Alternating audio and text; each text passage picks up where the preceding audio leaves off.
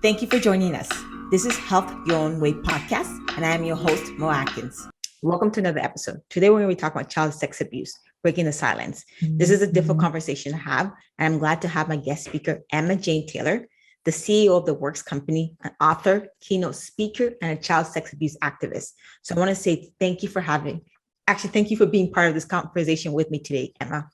Oh, it's an absolute pleasure, Mo, to be here. And thank you for raising awareness and giving your platform to this conversation, because it is really important, vitally important. I agree with you. And I think a lot of people shy away from it. A lot of adults, as we get older, some of them that do have faced sexual abuse, and there's some mental damages to that.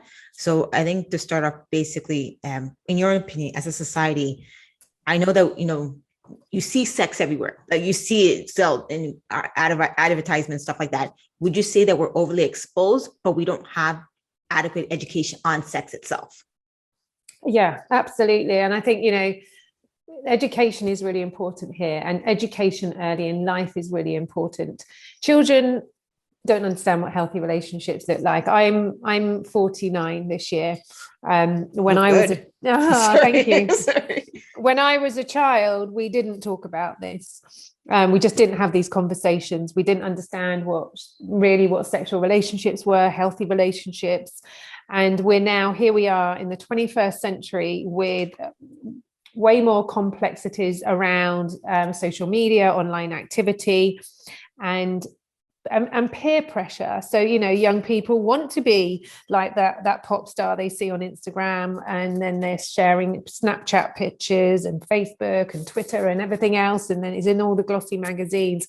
So, everywhere you look, it's maybe not directly talking about sex, but indirectly it's all about sex.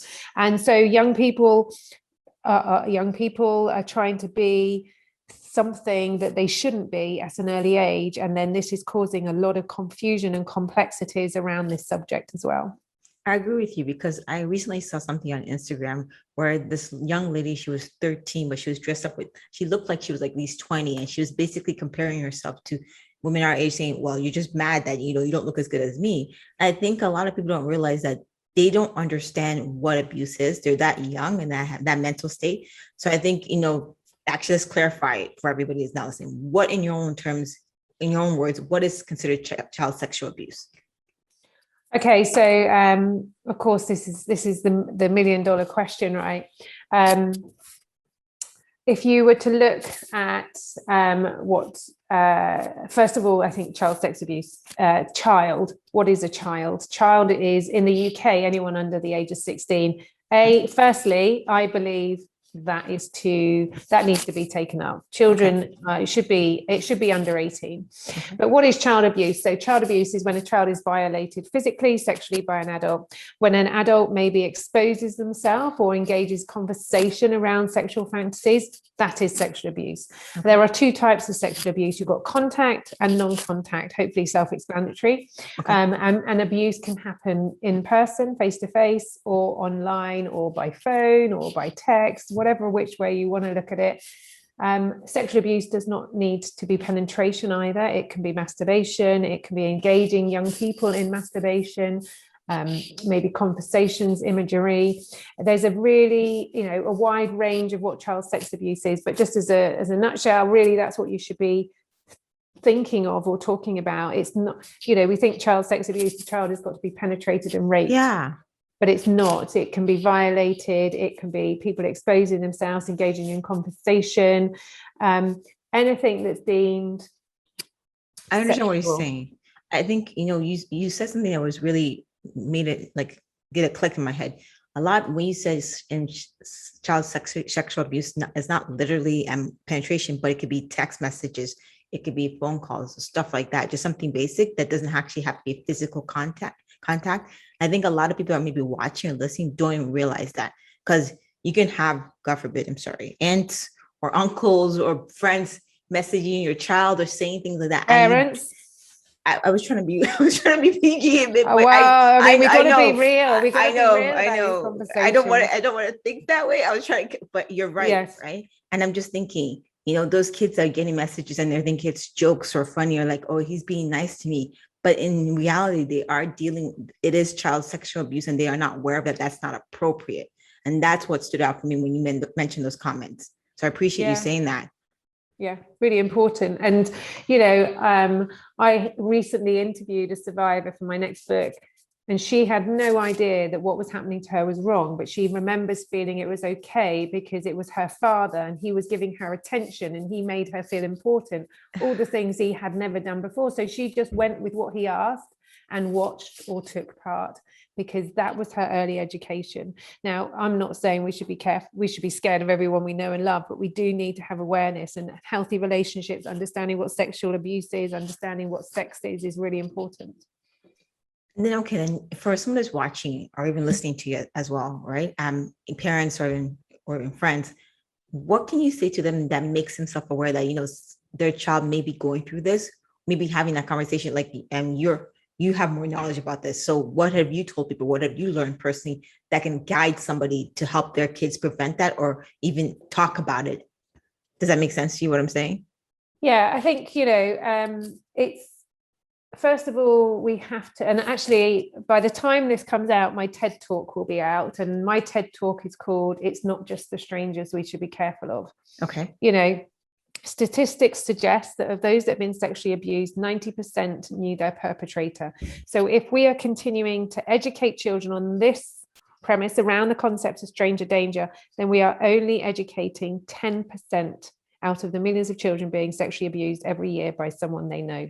Now, like I said previously, this isn't about being afraid of everyone we know and love. This is about raising awareness, giving young people tools to understand what healthy relationships look like, to understand what's acceptable, to understand what's inappropriate, to understand what trust is. It's about education. So if anyone's listening here, this isn't about saying we have to be scared of everyone we know and love, but the education we're giving around stranger danger is only educating the 10%. It's the 90% that we need to reach out to. So my TED Talk, my book, my project, it's raising awareness, giving young people tools, tools to be able to cut the perpetrator off before anything sinister happens. So my advice is really, conversations. Let's talk to our kids. It's not about saying, and I have a project called Project 9010, which is about giving children tools, education, awareness. So it might be for 4 to 6 year olds, we do it through poetry. 7 to 8 year olds, we do it with more detailed workshops. 9 to 11 year olds, we start going into sort of more conversational, and then 12 to 16, it's all about healthy relationships, keeping safe online, and everything else that we need to do. So it's breaking it down, but not scaring kids. I don't want people to be scared. I mean, we live in a society, in a world where we're scared of everyone and everything at the moment anyway. Sure. Not just sex abuse, but the whole world that we live in. So it's about helping children to be really I guess educated. If I was educated as a child, would I have been able to say no to my abuser? You'll never know, right? And also in this education, we are also making potential perpetrators much more aware of what healthy relationships look like, because they may not have that understanding from their upbringing. So we're reducing victims, and we're potentially reducing the victims via also educating perpetrators as well. So it's a double-edged sword. It's a win-win all round, but it's keeping it real. And and also, Mo, having language that's appropriate. We are so fluffy about our private parts, and this is my ear, this is my eyebrow, this is my nose, and then I have a foo-foo. I mean, it's a vagina, right? And it's it's not a wand, it's a penis. We have to make young people aware of the facts and the reality of these conversations, so they're not embarrassed. I hear what you're saying, but then a lot of parents or people want to shield their child. So they don't want them to grow old faster. I think a lot of people, there's still a stigma behind it. And I get that as well, right? I mean, I totally get that, and I totally understand that. But protecting, protecting your children is really important. You know, would you rather not be giving your children the facts or risking potentially them being abused at any moment because they haven't got the knowledge? Well, I know what I'd want to do, right? No, honestly, I agree with you. And I have siblings that have kids, and I've also met people, I've talked to people, but I've also seen on social media that a lot of parents don't want their kids to learn that, right? They don't want them to learn stuff like that. They say, oh, well, they're not ready. They're too young for that. But and I remember talking to a sexual educator. She's like, you start them young, because if you start them young and educate, you empower them, you allow them to be self-aware of who they are, what's comfortable, what's not comfortable. So I understand 100% agree with you. I'm not stating what you're saying is incorrect. No, I understand. And I think this is, you know, and I guess after we've had this conversation, you'll probably be processing it as well. And then probably thinking, actually, when I next speak to my, you know, my nieces and nephews or my siblings about these conversations, it'll be another conversation to take forward. People, helicopter mothers. There's certain people, yes. People that what I remember the last conversation. I just sent the video to the person. I was like, this might be something you want to watch. Yeah, because people are not open to hearing it verbally from you, but if they watch themselves, they can take it in themselves. Yeah, and then go and watch my TED Talk. Yes, and I think you mentioned TED Talk. I think a lot of people, if they were interested in following your journey, understanding what your passion is, as well as, what your cause is, what is the best platform to reach you out, or even, ask for advice or anything that you're looking to offer? So if people wanted to reach out to me, they could find me at my website, which is www.emmajanetaylor. That's emmajanetaylor.com. On there, you will find all the links to my social media, LinkedIn, Instagram, Twitter, Facebook. And also, I want you to know that my door is always open, and I want to be able to engage with people on these conversations, to survivors, to parents, to anyone struggling in silence around this subject of being sexually abused. Then please do get in touch. I'm more than happy to talk to you about this subject, and nothing's taboo for me, as you probably already realize now. I think, a lot of people, they're listening to you. So I personally want to know why you're so passionate about this. Like, a lot of people, it's not a conversation piece for a lot of people, even for females, because you've been told at a young age, don't talk about sexuality, you have to be pure, stuff like that, or your parents don't teach you. And you don't really get that from school as well. Yeah. So I'm so passionate about it because of my own personal story and what I believe is hugely missing from today's society on this subject, which of course is education and awareness and knowledge. I was sexually abused from the age of 9, and my father abandoned me at age 11, and then I was sexually abused from the age of 12 to 16. So my education as a young girl was that men abused me, and I took that forward into my young adult years, my late teens, early 20s, went into therapy, early 20s, 23. And then it probably took me another 20 years to realize that people don't treat you that way, Wow. And I'm not a failure, and I'm not the girl going nowhere and everything else. I was in junior psychiatric care at school, labeled a juvenile delinquent, and told I was a girl going nowhere. But these were signs of something more sinister, but no one picked up on that. They just kept throwing the book at me, let's put her into isolation, let's suspend her, let's put her into care, junior psychiatric, let's do this, instead of actually someone saying, what's wrong with her, is she okay, asking me if I was okay, do I want to talk about it? And so my own personal story has got me here to this point, talking to you, writing my book, writing my second book, launching a project, and doing my TED Talk, because I have credibility and lessons learned from this conversation. I applaud you, because a lot of people, I know you can hear about your journey. It didn't happen overnight.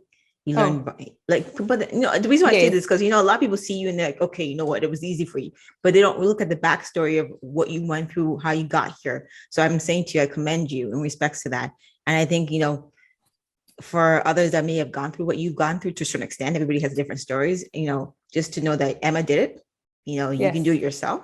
And then before I let you go, what's next for Emma besides the TED Talk? What's next? And by the way, congratulations, because I know it's hard to get into that. But go ahead. So the TED Talk actually, Mo, was something that I had wanted to do for years. Well, certainly in the last few years of doing this work, but I wasn't sure which way to go around it. So the TED Talk has just been recorded. It will be out by the time this podcast is out, and it's all about, like I say. Well, before you go, the TED Talk, would it be accessible on your website as a link? If anybody wants to watch? Yes, they will be on there as well. So we'll make sure. And the TED Talk, it's called "It's Not Just the Strangers We Should Be Careful Of." I have my second book coming up, which will be out hopefully by the end of this year, and that is focused on what I believe we should be doing to reduce child sex abuse. So I've spoken to survivors, authorities, whistleblowers, support groups, charities, prison officers, but I've also spoken and interviewed sex offenders because I think they're really important for this conversation. Yeah.